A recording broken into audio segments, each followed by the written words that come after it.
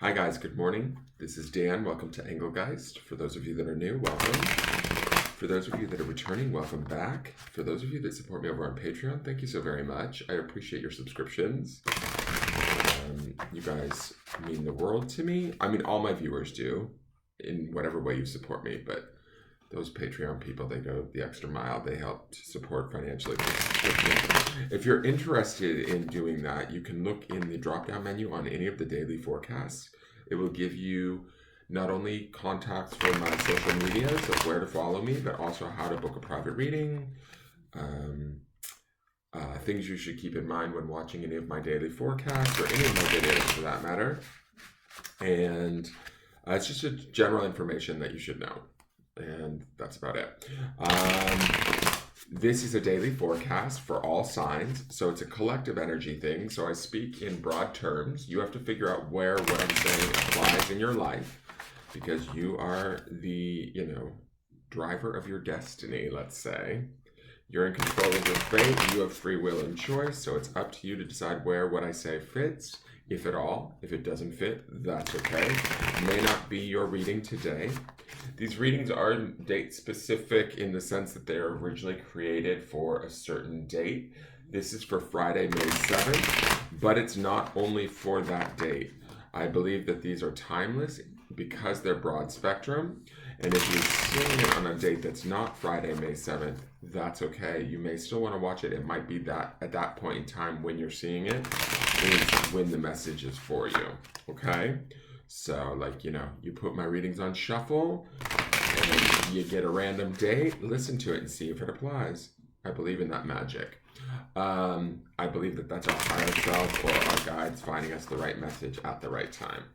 So let's look at the energy and see what's out there, what we need to know about, what we need to, maybe make use of or avoid or just be aware of so that we can have a more productive, centered, and balanced experience for the day.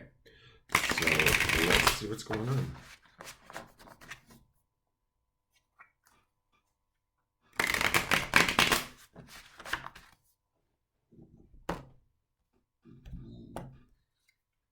Okay, Nine of Pentacles. I have to say, the energy has been a little bit of a roller coaster. I'm not sure, not like a roller coaster, but it just feels like I want to say to my viewers, and it might just be, these readings may just be for a specific few of you, but pick a lane, guys.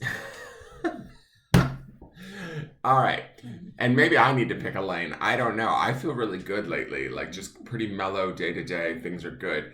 But we saw, and the reason why I'm saying this, I'll explain a little bit of the backstory. Earlier this week, we saw the Emperor 2 days in a row, which felt very empowered to me, very clear, decisive, all of that good stuff that comes along with the Emperor. Then yesterday's reading, we kind of got thrown for a loop with the Seven of Cups, which to me is definitely like an emotionally confusing inability to make a choice card, right? Where we're in a little bit of fear, anxiety, worry, even if it's about making a decision, maybe refraining from making a decision, not feeling as though we have all that information. Well, today, if we're building upon that energy, this Nine of Pentacles feels like, okay, the clouds have cleared. We know what we want. This card I refer to, there's a song by Kelly Clarkson called Miss Independent, and this card makes me think of that, right? She is basically her own provider of whatever it is that she needs. She is material wealth, right? She's earth energy or earth element because it is a Pentacles card. But the fact that she's a 9 indicates sort of a sense of personal completion, right?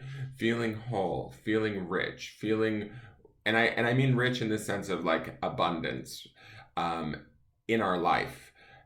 Abundance for each person is going to be different. Where we're feeling self-sufficient, self-reliant, empowered in our world is going to be different for each and every one of us.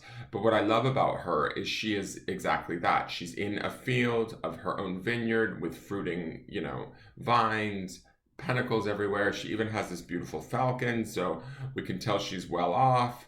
I love the falcon because it also gives her a little bit of when she decides to release that falcon, she can almost even get a better perspective or a higher perspective on situations.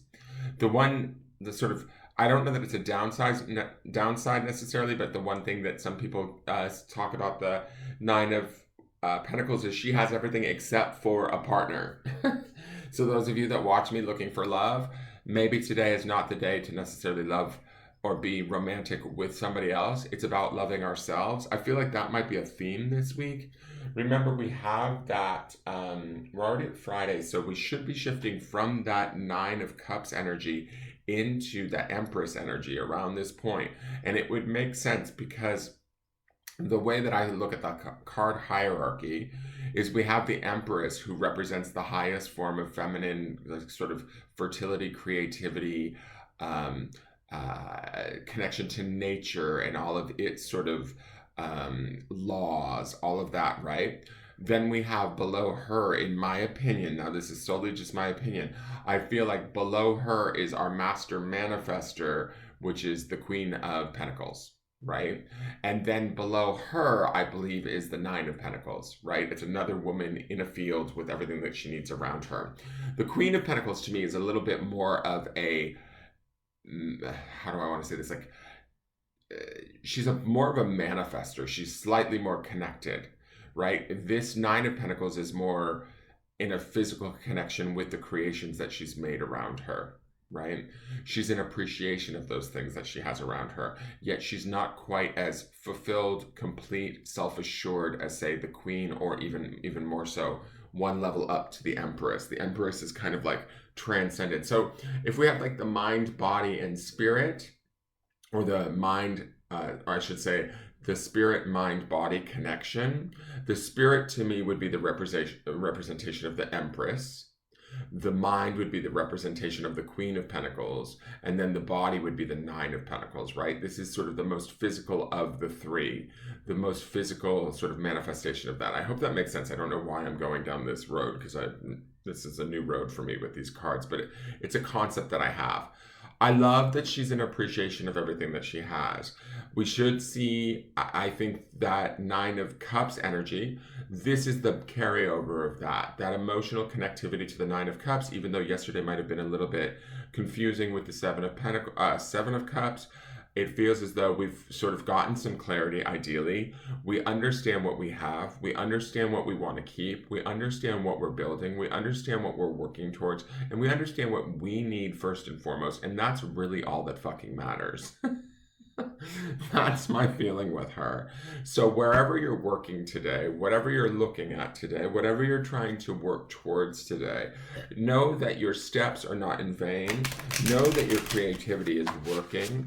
Know that your ability to go out and make things happen for yourself is high and very much possible. Know that you need to sort of be active in that decision making and sort of forthright,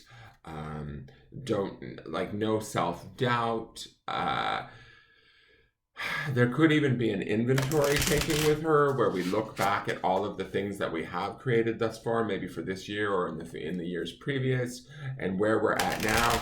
There should be a sense of gratitude and an awareness, a reality of looking at ourselves through a lens of a very real perspective that gives us this appreciation and gratitude, which I think will hopefully also build more of that in our life. So find the things that we've done right, successfully, or that have come to us in ways that have benefited us, and focus on those things. Remember, we've got that Empress underneath this. We've also got that Nine of Cups. So whether we're on the Nine of Cups or at the Empress, there's some powerful energy underneath this Nine of Pentacles that should help to propel it forward in more appreciation and creation.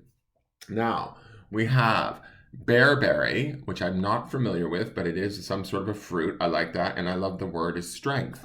Now, the strength here to me would be in the Nine of Pentacles, would be in that self-sufficiency, that ability to count on oneself, that ability to sort of deliver on whatever it is that we need. We don't necessarily need anybody else, right, to provide it for us. We're not waiting for life to give it to us. We understand that in life, we've taken the action, we've made the decisions, we've done the work, we've shown our strength, and we've moved forward towards whatever it is that we have and whatever it is that we continue to want. So that to me is a source of strength, both emotional and physical. And so work with that and go after that. And then the grounding stone is believe. Believing in one's strength, believing in oneself. Keep these beliefs clear and clean today and get out there and attack this day. It should be beautiful. It should be fruitful. We should be able to be thankful and see all the things within us and around us that we have had a hand in creating through our choices and our actions and the strength of those things. That is your forecast for the day. I hope you guys like it. It's a really beautiful energy. It's very self-focused. It's very strong and full of faith and belief. Utilize it to the best of your ability and allow it to be your guide today. You should achieve a lot and be in a lot of gratitude, and that should be your focus. Remember, focus is this week's grounding stone also. And please hit the thumbs up button if you enjoyed this reading. Subscribe to the channel, and I look forward to seeing you guys tomorrow. Have a great day, everyone. Bye-bye.